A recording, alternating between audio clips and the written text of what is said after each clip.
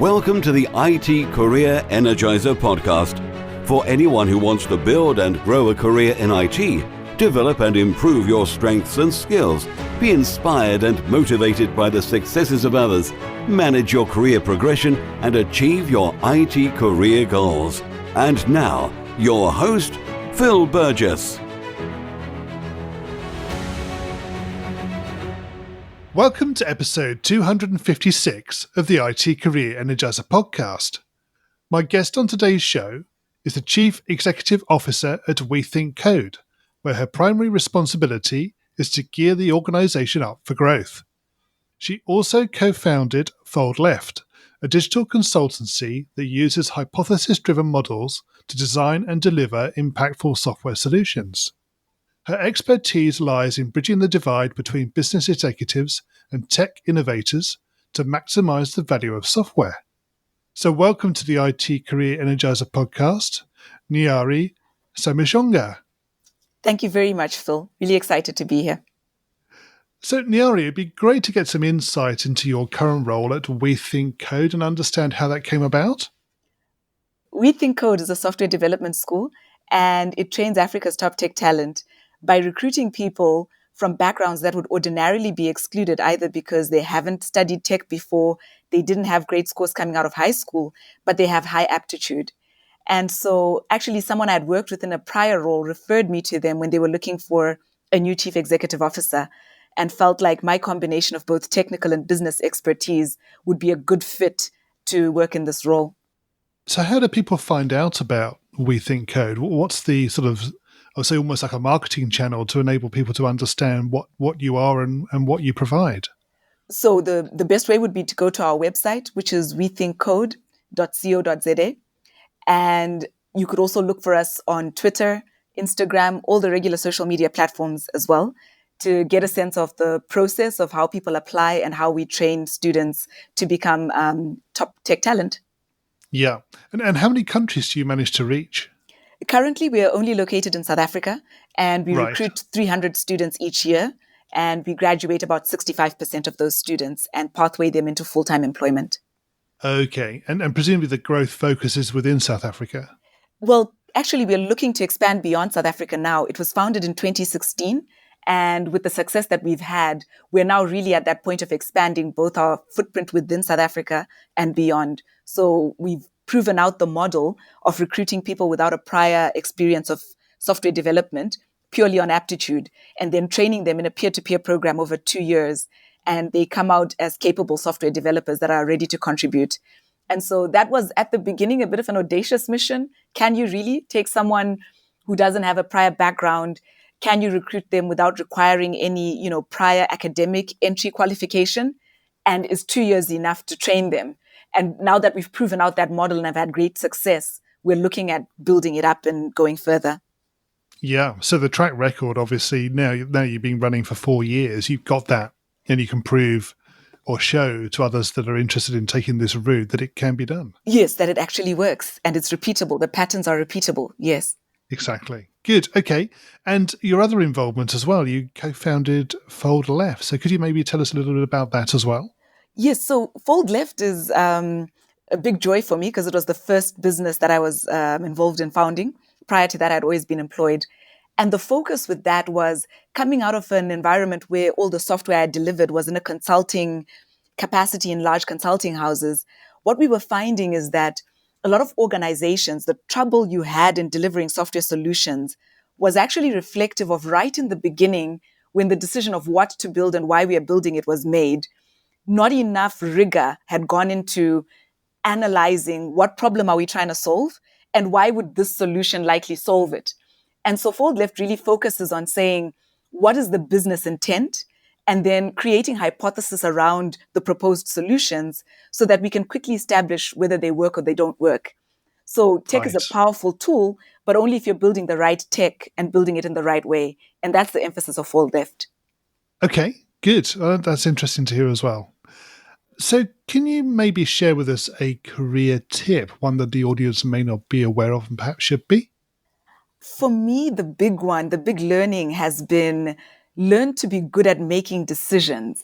And it almost sounds trivial when I say it, but I think the more responsibility I've had to take on, what I've realized is that everything that seems like a simple decision is actually linked to so many variables and has consequences in so many different ways. So the big career tip for me is learn to understand the complexity of the environment within which you make decisions. And the better you are at making decisions, the better the outcomes you'll tend to get. So don't take decisions for granted. Be aware of, what am I actually trading off? By choosing this, what am I giving up? By gaining that, what problems am I creating? And then look all those things in the eye and say, okay, am I ready with this collection of outcomes? Nyari, can you share with us your worst IT career moment and what you learned from that experience? Ooh, how much time do we have? So this would be a few years ago, actually, early into my career in tech, was working in an environment for a client. And at the beginning, our goal was to create a web application. And I was so excited when we started because there was so much potential in terms of the tech we could play with and the impact we could make for users, both of which is what I enjoy. Like there's a problem to solve. And at the end of it, I can actually see and touch the impact.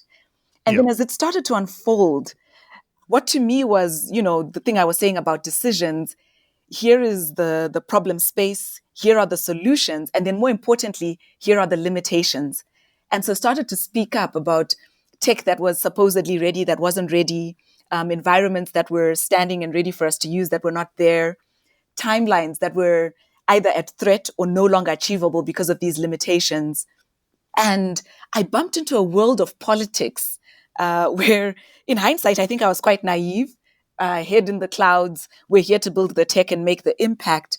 But then on the ground, what was happening was there was this warfare from the consulting side. The leadership that I was reporting to had made promises about what we could deliver and had given such reassurances that me pointing out these limitations, in some ways, I guess, made them appear in a bad light. And then on the client side, people had taken those promises and downstream made their own promises. And me speaking up and saying, oh, this is a problem, was political. And the interesting thing is, I hadn't intended to be political so much as just observant and communicative. And I found myself in this pressure cooker where I was being heavily censored, being closed out of certain meetings and forums where, my perspective was risky. And it escalated to the point of performance review sessions coming out of nowhere, claims about my general performance and my person coming under scrutiny. And it was an incredibly painful moment, not least of all because of how the fight emerged without me ever gearing up for one or realizing I was walking into one. And yeah, in the end, I chose to walk away. I did what no one is advised to do in a consulting space. I just reassigned myself and moved to a different project. Um, and yeah, it was an important moment for me to learn that, not that I would have made different decisions, but that if I had thought more clearly about the things I was observing and the things I was saying, I think I would have upfront understood more the consequences of the things I was saying and the consequences of the projections I was making. And either emotionally geared myself up for the backlash or strategically handled certain conversations better, knowing that this would be an area of sensitivity, as opposed to just saying, well, here's the set of facts. Who doesn't like facts? Take it or leave it. Um, and so, yeah, that was a really painful and tough time, but I think I grew a lot from it. Good. I mean, I suppose that one of the problems with that is that those sort of political situations are something you learn from by experience. But having said that, if you were to give yourself some hindsight advice before you walked into that situation, what do you think that would have been? I think it would have been, be married to the outcomes. Everything isn't so black and white from the get go, and have some empathy, even when you strongly disagree with certain Yeah. positions.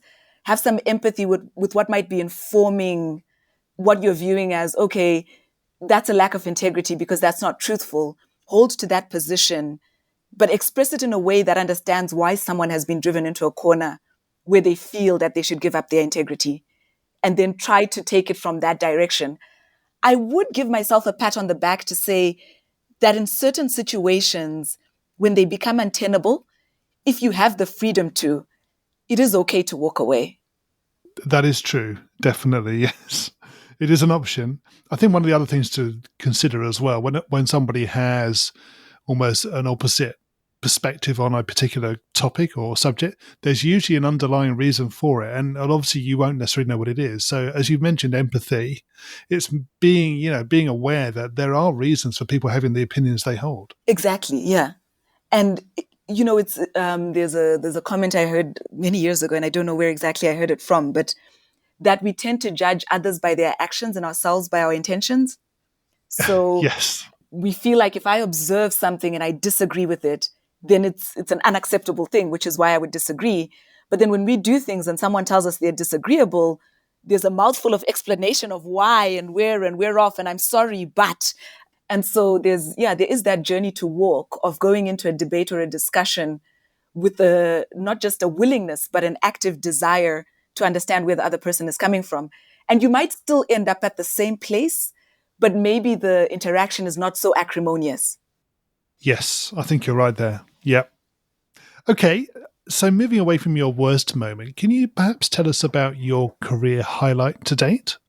Oh yeah, I think now that I work at Rethink Code, that's a lot easier. I think the career highlight for me is in the work that we do in finding ways to alter and shift how we deliver the training to help people succeed. And the most exciting is to see someone who's struggled because they've never coded before, and they're a smart person and they're a capable person, and they're caught in the frustration of suddenly feeling so inadequate because they can't figure things out.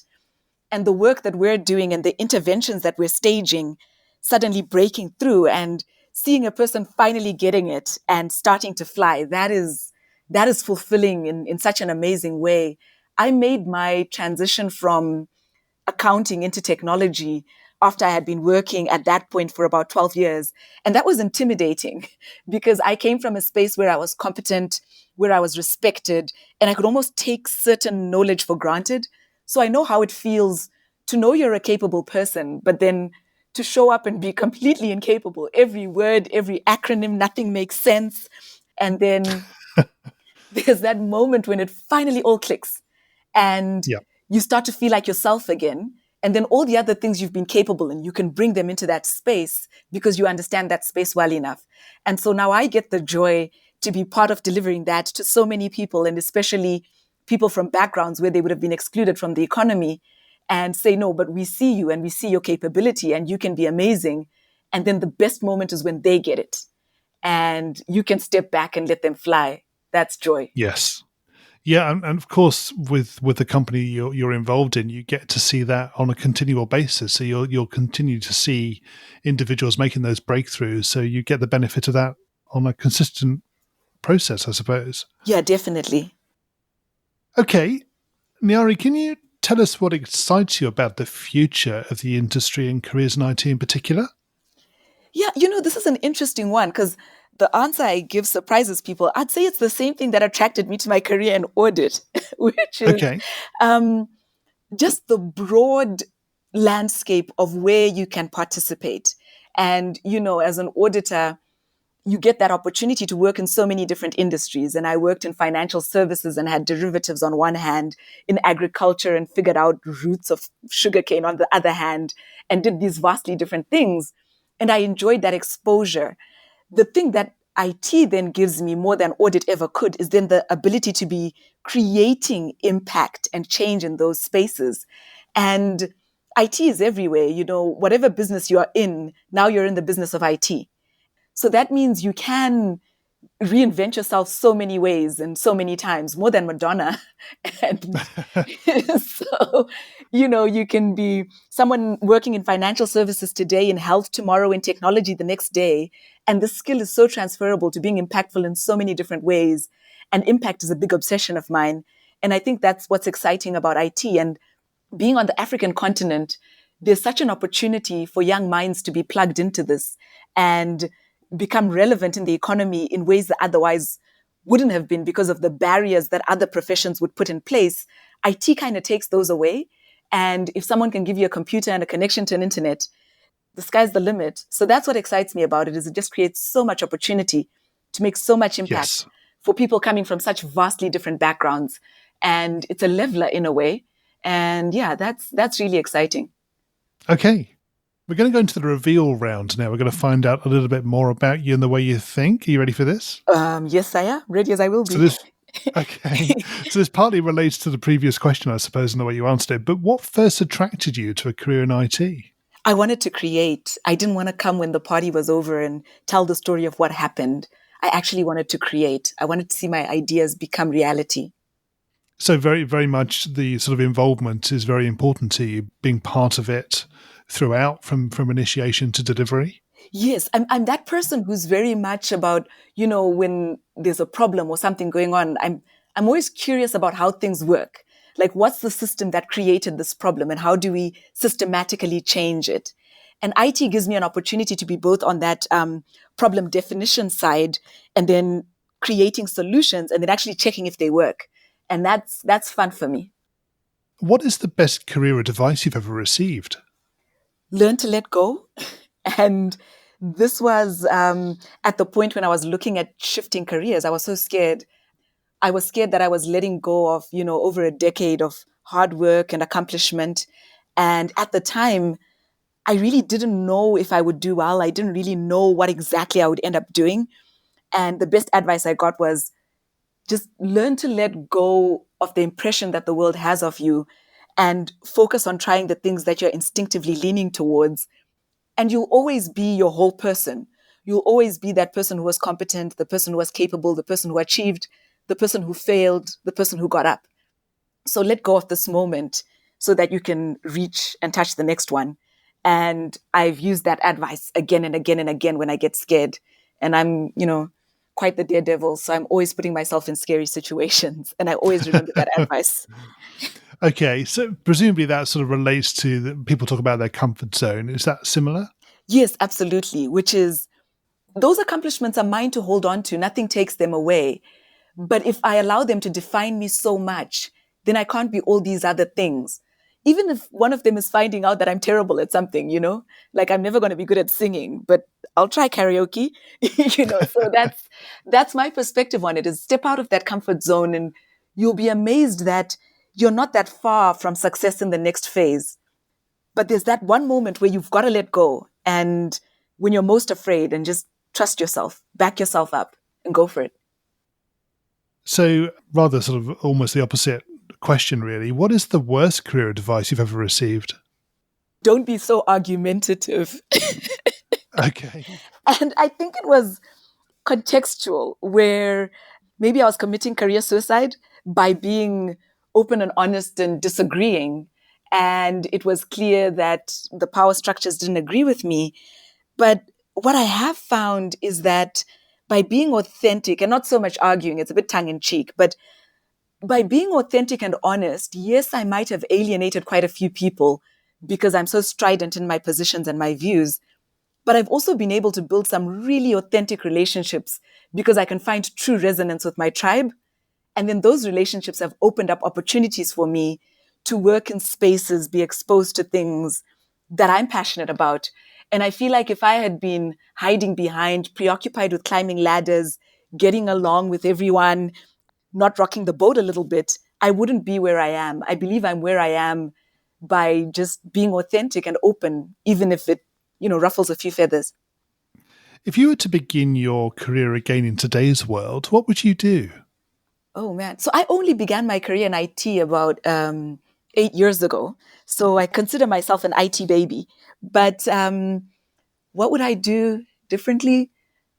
I think I would have started coding sooner, as opposed to feeling like someone had to give me permission and I knew what problem I wanted to solve and how. I think I just would have gone for it and tried it and just more like a child, just played with it like Play-Doh. Right. Yeah. To get your hands dirty, give it a go, see what happens. Yeah. And not, felt like there's a formal way, there's an appropriate way, there's a path to be credentialized, but more like, why not? Yeah. What's the worst that could happen? And what career objectives are you currently focusing on?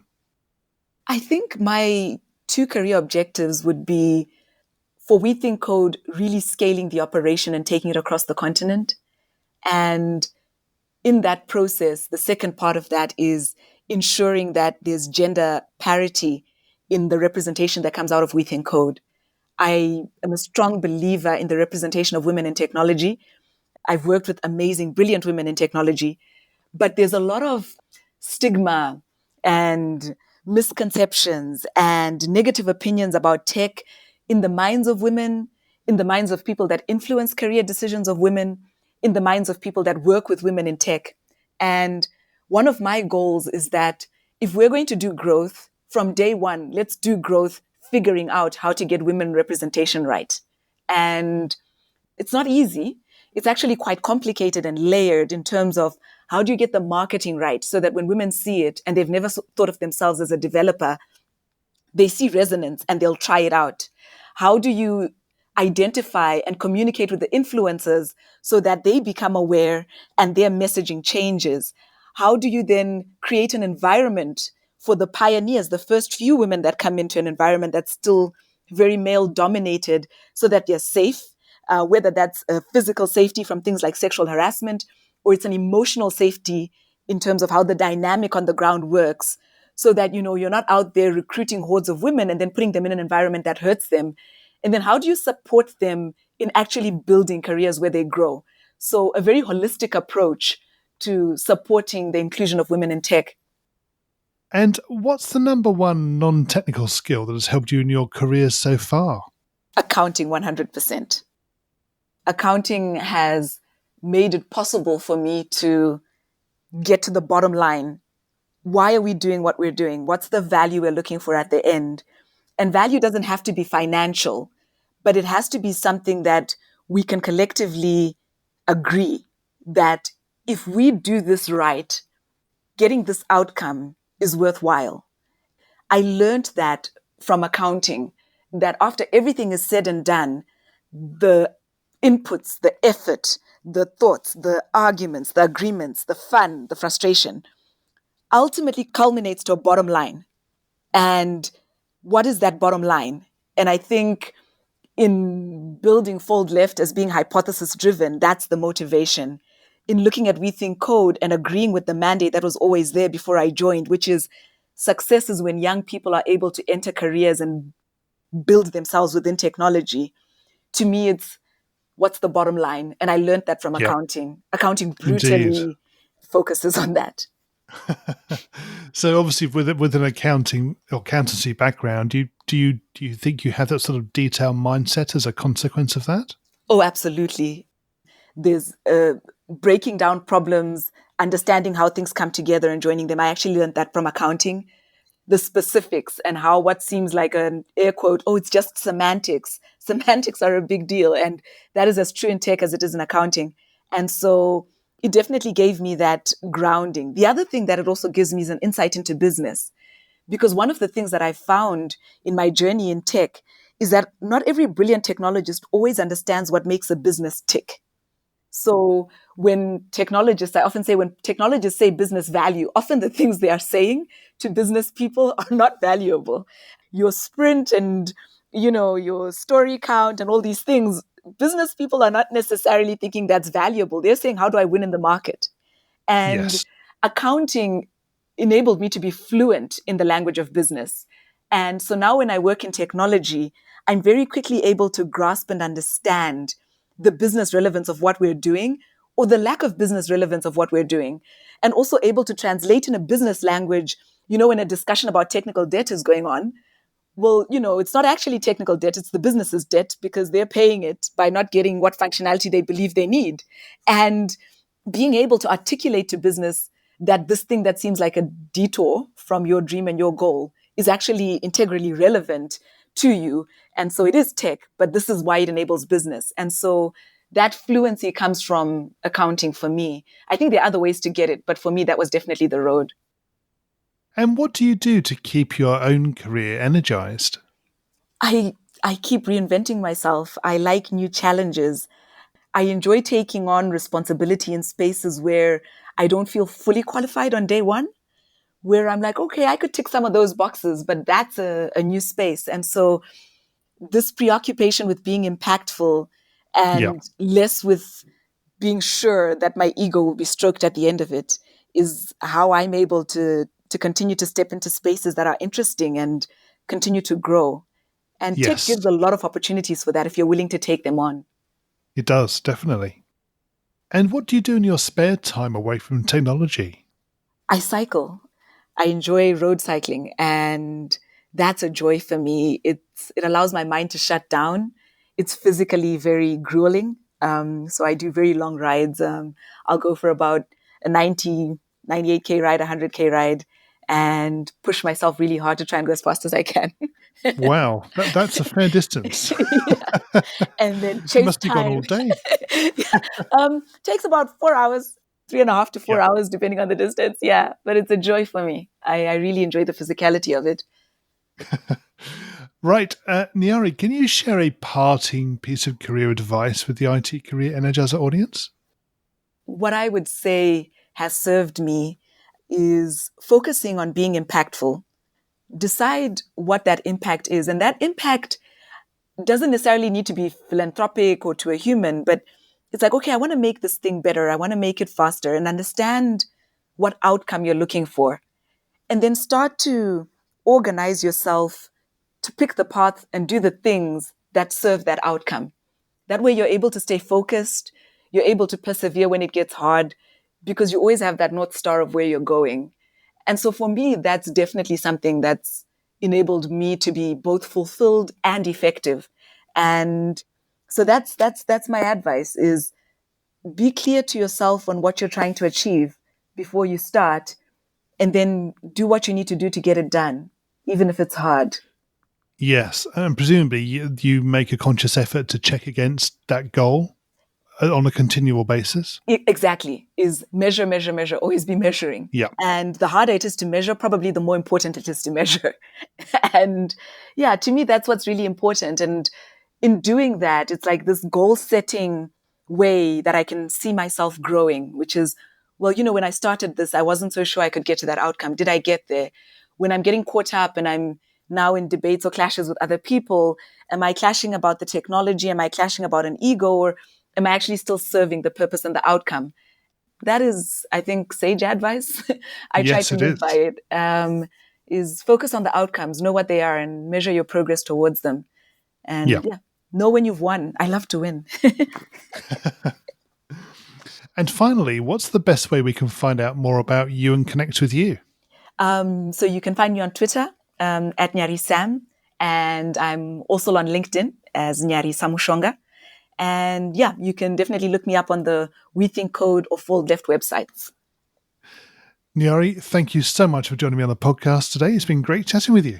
Phil, it's been an absolute pleasure. Thank you for having me. Hi, Phil here again. Now, if you thought about being a guest on a show yourself, or you have somebody in mind that might be a good guest, please do let me know.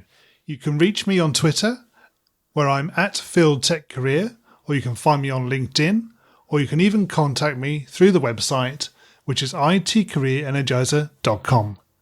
Thanks again for listening, and have a great week. Thanks for listening to the IT Career Energizer podcast. To find out more about building a successful career in IT, visit itcareerenergizer.com.